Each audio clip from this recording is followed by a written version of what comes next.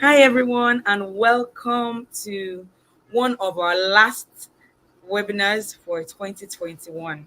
My name is Damlola Demilokun, and with me is Mrs. Blessing Ebere Achu, the founder of 360 Creative Innovation Hub. I'm really delighted to have her here with us this morning, and we have so much that she's going to be sharing with us. And I think that it's a great way for fashion entrepreneurs to start out in 2022. But before I go into the webinar interview session, I'd like to just say a big thank you to our followers, to people that have participated in all the webinars throughout this year. We've had a series of webinars, a number of professionals and experts that have spoken on our platforms, and we had our grand summit in October 2021 in Addis Ababa, and it was a great success. We had such outpouring of participants, Ethiopian young fashion enthusiasts who participated, and we'll be launching a textile training course for a number of them in 2022, as many of them were interested in textile design training. Africa Fashion Business Summit is a branch of Africa Fashion Reception, which is a project that is organized by Legendary Gold Limited.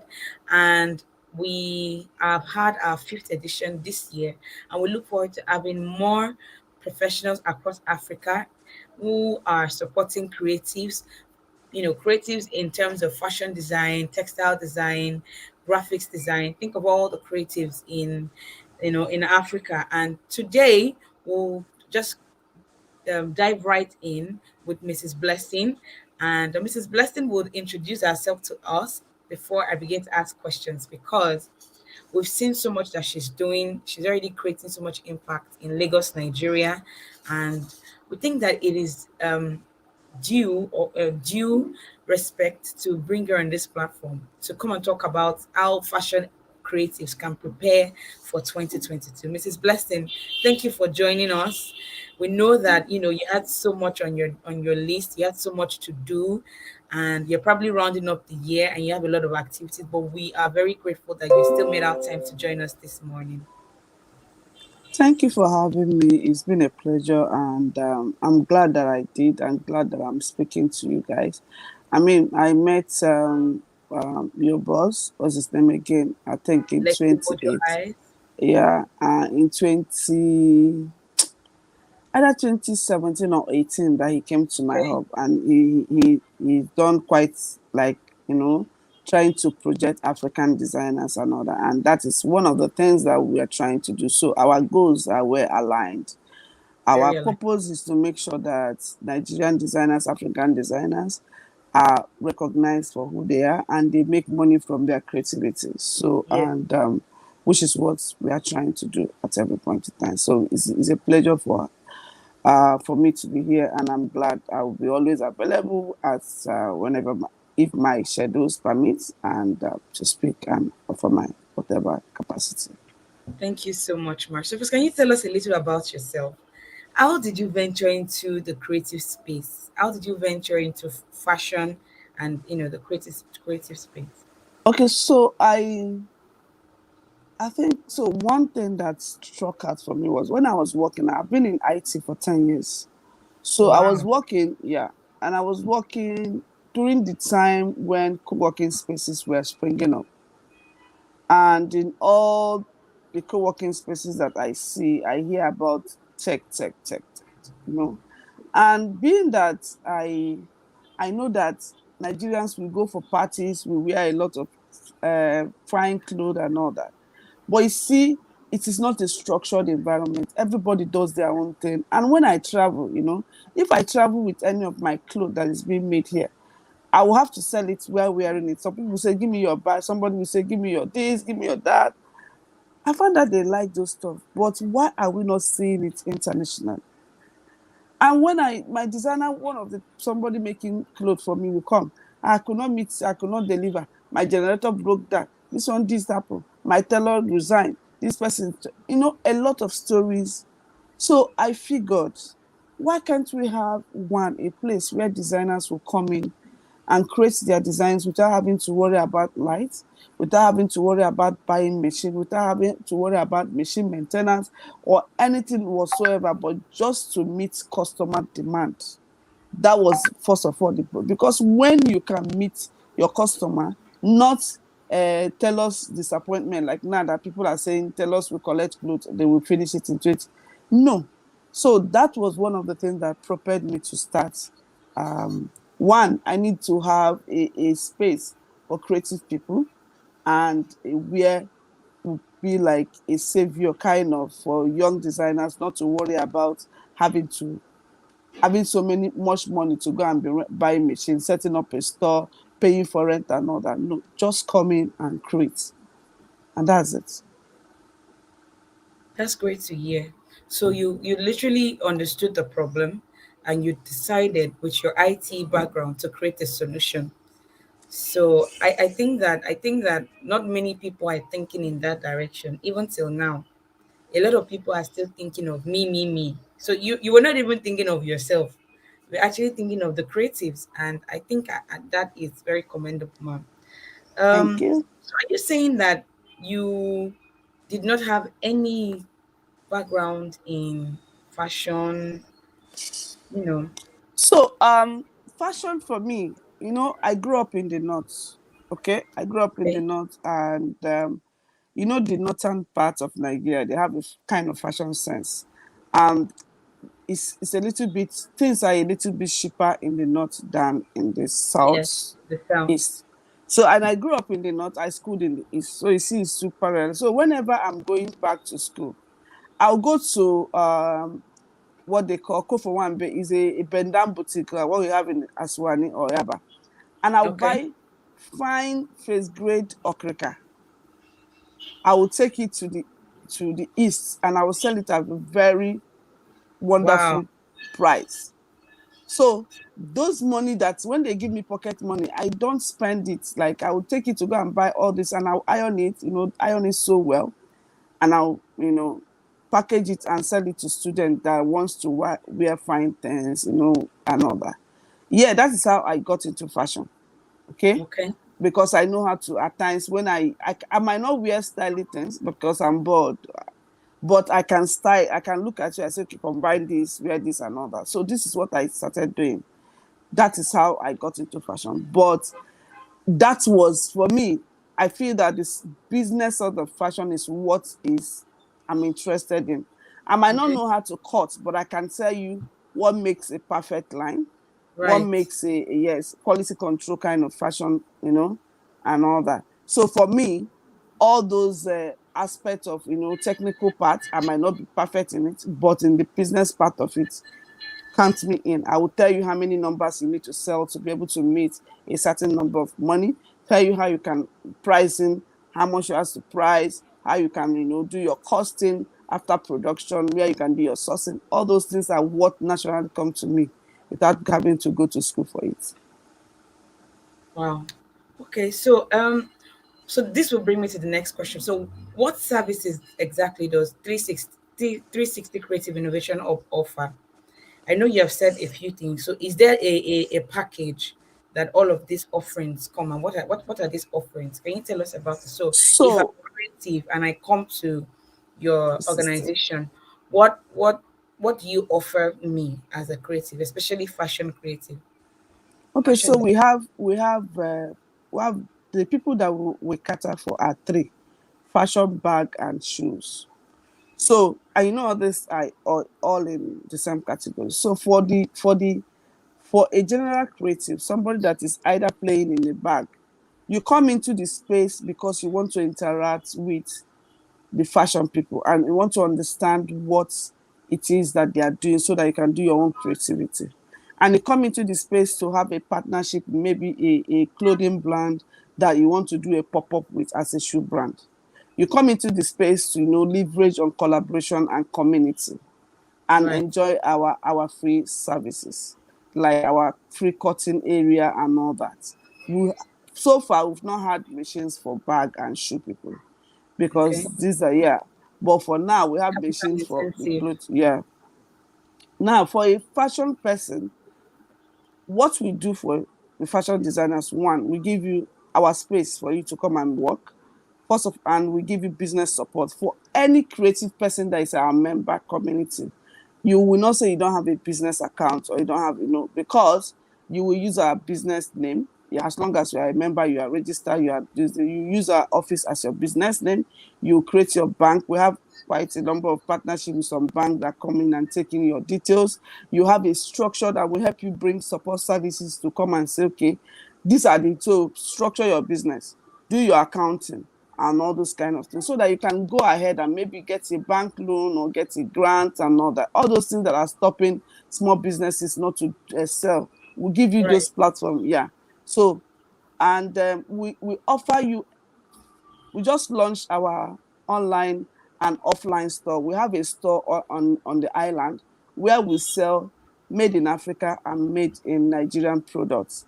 Only bag, shoe, and clothing, and you can sell on that platform at a fee. We have one in Lagos and we have one in Ghana. Okay, fantastic. Congratulations. So, this would bring me to, how do you describe fashion business? Before the pandemic, there was a way the fashion business in Africa, Nigeria used to be. Is it something you still remember? Because a lot of people now might not even remember what it was like to run a business in Nigeria, fashion business in Nigeria before the pandemic.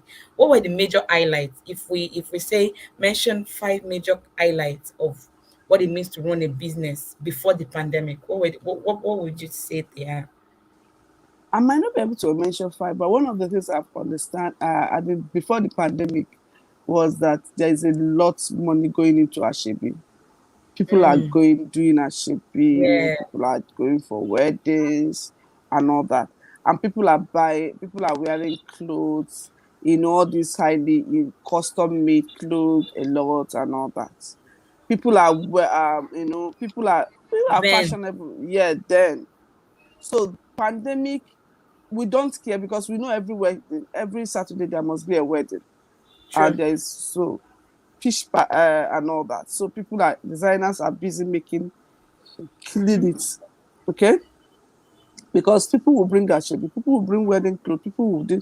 Not that during pandemic people did not wed or all that, but because it's going to be like a close kind of wedding. It's not like a large number of people that will do 20 bridal train. Some people wedded and they have like 500 bridal train and all that. But Yes, now stuff like that don't happen any longer. true. Okay, so I think that you are very correct. Social activities were a lot before the pandemic. People Yeah, had events to attend, even yeah, corporate events. You still have to look yeah, nice. yeah. Wimbies, think fashion shows. There were a All lot of those guys. Yeah, activities for people yeah. to go to. Wedding was is a million billion dollar Mhm. industry in Nigeria. Yeah, yeah, You are going to buy a new pair of shoes. You're going to need yeah. accessories. You want to wear the fabric. You need the Fabric. services of tailors or fashion Yeah. designers round the Mhm. clock. There were Yeah. music festivals. There were a lot of activities people Tell were me going about for. it. So I Yeah. totally agree. So a lot of fashion businesses were springing up at that time. Yeah. Small scale businesses. People who just finished fashion school. They had clients. They had Yeah. customers. There was a ready-made Yeah. customer base for them. Mm. But And then, the downside of it was there is a lot of this is what I ordered to what I got. So we had yes, a lot of that on Facebook and Instagram and all that. So, but I which agree. is a good thing. People are trying to be better. We have options. We had options of where to make our clothes and all that. So, So I think that yes, you're correct. So you've mentioned you said you won't be able to mention as many as five, but you have mentioned quite a number. And I didn't think about that. That truly the number of what I ordered versus what I got before the pandemic was quite high yeah, because people were looking for affordable options. yeah, So when options. they give their clothes to very cheap tailors, Hmm. the inexperienced tailors will end up making a disaster, and then there's I, chaos I on never, social I cannot comment on that. okay. Well, let me not say inexperience, but there are different factors that Yeah, always result into what I ordered yes. but what I bought. What? So you're right. Not Fantastic. Yeah, necessarily that the tailor is not experienced. It might even yeah, be the customer's body type. It might be the fabric they bring and all of A that. lot of things. So you cannot. So I tell people, see, you cannot compromise on quality. And everybody, affordability, yes, is in sense, it's a relative term. So everybody can describe affordable in different terms and in different way. It's So you relative. can, it's Really. relative. So you cannot tell me that a cloth that somebody that has been making clothes for 10 years made will come out the same way that somebody that is, yes, it might be with the help of technology, but it can never be the same. True. Because I know that Zara, every day they are trying to improve on their technology and all that, and they're still having factory error. Why? I understand. So now I want us to now talk about fashion during the pandemic. What do you think about fashion during the pandemic? Uh, Everybody knows that fashion industry was one of the biggest business that was affected by the pandemic because I mean we are lazy about. Look at me now. I worked all the night and going to the office now, I was able to now do. I'm talking to you from my phone. I could now be able to, do compare things, work from home, do a lot of things. So people weren't buying much of the clothes, and people were now looking for comfortable clothing, something that can make them be on Zoom meeting and still be comfortable working in the house. People clothing was becoming like, oh, it's a necessity. It wasn't really about the style any longer, how fancy it is becoming that, oh, we need to wear clothes for Yes. comfort. Yeah. And people are not paying attention to, oh, do I need this? If I have to buy this, it has to make sense, which now brought up ethical fashion, sustainability, circular economy, and all that. So consciousness came into fashion. People started asking questions: where is this being made? How is it being made? Because if I have to spend money on buying something of $150,000, I need to know the condition where this thing is made and whether it's helping my environment. So there is a shift in terms of the way people consume fashion. So, True. and that shift is continuous and it has come to stay because if you look at the conversation, even in the McKinsey report that just came out, attention are still, sustainability, which is where African designers should key in and they should take on that because ordinarily we are sustainable. We are not our economy is not, it's not, how would I say, we can't afford to be unsustainable. I Yes, we don't know if can. you, yeah, we I can't. totally agree. So I mean that's pandemic, and that's pandemic for me is an ability for Nigerian designers and African designers to start looking at how they can take over the world, because this is an opportunity for us. So that would bring me to the next question, which is so thinking about what fashion was in Nigeria before pandemic, and then thinking about fashion during the pandemic, right? It's like there was a major shift, Yeah, a major shift. Number one, weddings, naming ceremony, birthdays, events just went crashing down. yeah, The number of invitations to such events we are went limited. down. Sure. A Yeah. lot of people went virtual. Mm-hmm. Burial ceremonies became virtual. Yeah. But name all the events, even corporate events, Mm-hmm. where they became virtual just Yeah. automatically.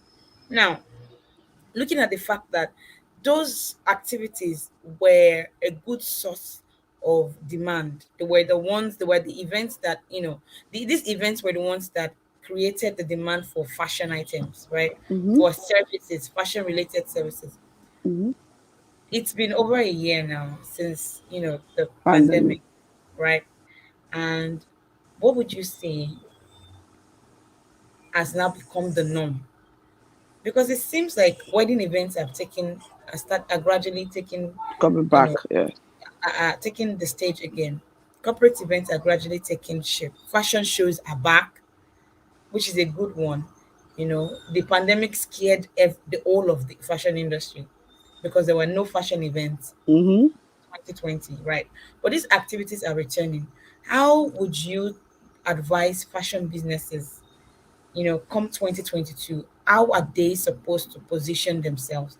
This is a major conversation I think that a lot of people need to think about, right? So, what do you think? So I will start from, as a fashion designer, now is the time for you to, one, build your brand. So there's so much about designers, and they will say somebody will copy my brand and all that. And I keep giving this example. I don't know how many of you have visited Zara and H&M and Messi. They are in the same, so when they are positioning themselves, they are in the same line. And when you go to those shops, Messi, Zara, and all of them carry, the designs are similar. What makes them different? The branding. So designers, first of all, need to understand that for you to stand up and be unique, one, you need to embrace technology.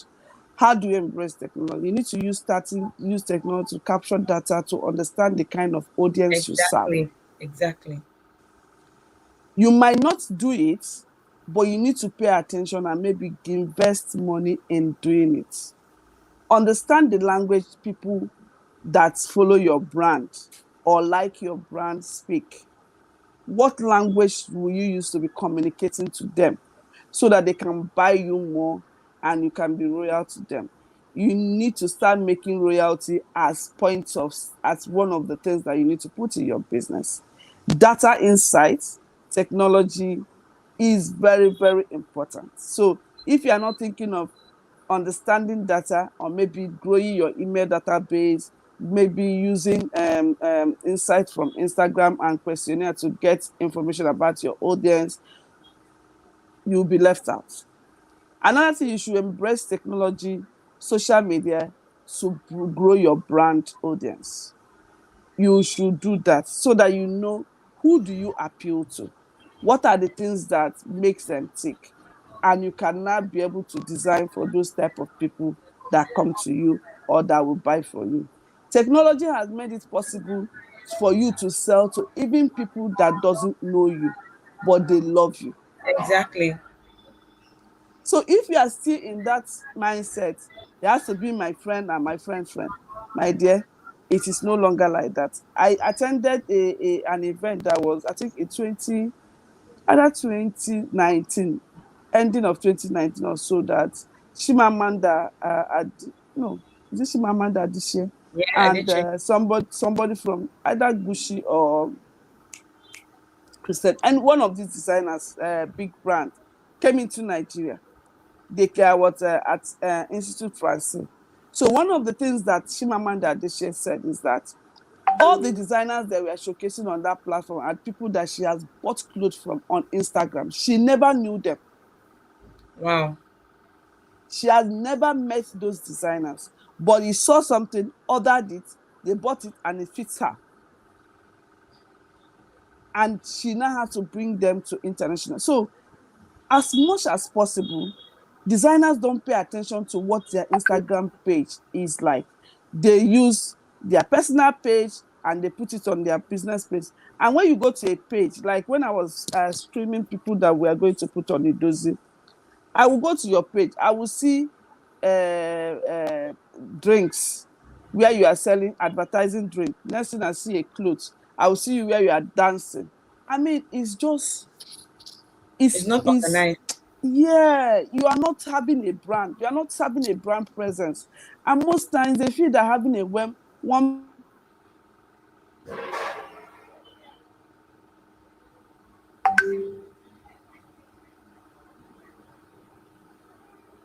page website or something is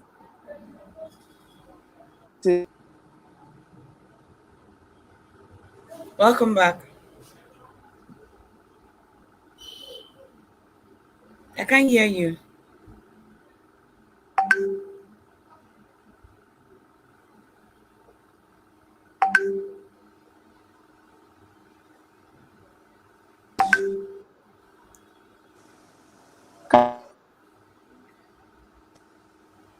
Yes, it's better now. Okay. So it doesn't cost that much for you to have like a brand presence. And brand is not about logo. Brand is not about your color. Brand is everything that has to do with yourself and the message. Who are your audience and all that? How do you communicate to them and all that?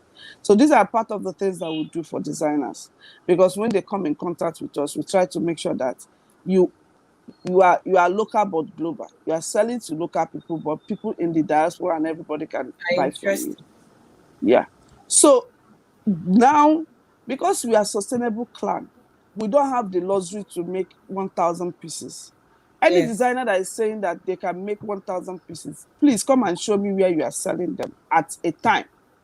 So, but 500, if you can make 500 pieces, this is the, it's still sustainable. You are making things, and how, so play around your strength. You don't need to own the end-to-end value chain of your business. If you are a design person, you are doing couture, please speak your language as a couture brand, and you know make, try and see how many of them that you can make in a month to be able to run your business. But if you want to go into do ready to wear, my dear, you need to know that there's some things that you can outsource. You need to know that you need to talk to a production place. Don't carry the load of running a factory or maybe buying all the machines and all those things and sitting down. Yes, I understand that we have a culture that we don't pay attention when you give people your business, they make, but you need to still be in the, you need to put your heads down and know where you, this is where my strength lies, this is how I can manage it and all that. So most times when I come in contact with designer, we sit down and say, we do like a process in engineering of their business. Okay, what is it that you are very good at? You say, okay, I'm very good at this. Okay, this is what you can do. Do this, do this, do this. When it gets to this place, give it to this person to be able to finish up. When you know, so that you can grow a scalable and sustainable business. Because if you want to do everything from end to end, you will, how many can you do? And that's why you see most brands are not growing, because they are the organ and they are the author and finisher of their business. And you Hmm. see, yeah, but they will be envying the likes of Mea Tafo, the likes of what's the name of Diala Sogo and all those people. But if I tell you, eh, I have a client that Patrick Kayansky, I produce for her. She only has, in fact, the only thing she does is just the fabric. She doesn't care about how the product. So yes, it's her brand. You put her logo, but the production of that fabric, she doesn't put her hand in it, because that is not where her strength is. She just pays attention on the design of the fabric, which is what most designers don't know. They will think, oh, but this person is doing this. You need to know that that person was able to get to where they got because they know where their strength and they maximize their strength. And where they are not strength, they access it for somebody, they trust it on somebody and give that person. Yes, you might make mistake, you might get your fingers burned, but are you learning? Are you trying new things? I agree. Okay, so this will now bring me to the summative question. In 2022, I am sure that 360 Creative Innovation Hub has some special offerings. So, because from what you have said, you are very keen on creatives specializing. Let them focus on their strength and let them create a quality value, right? Let them offer quality with their strength in mind. So, what do you have in plan for creatives in 2022?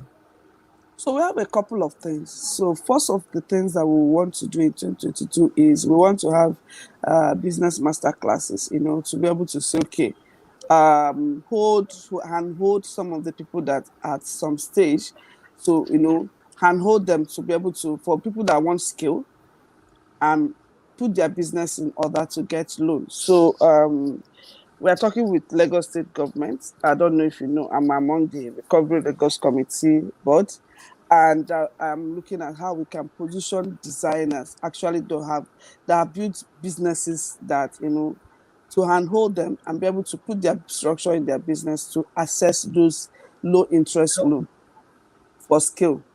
And we are doing fashion acceleration program, which is going to be around that kind June, July.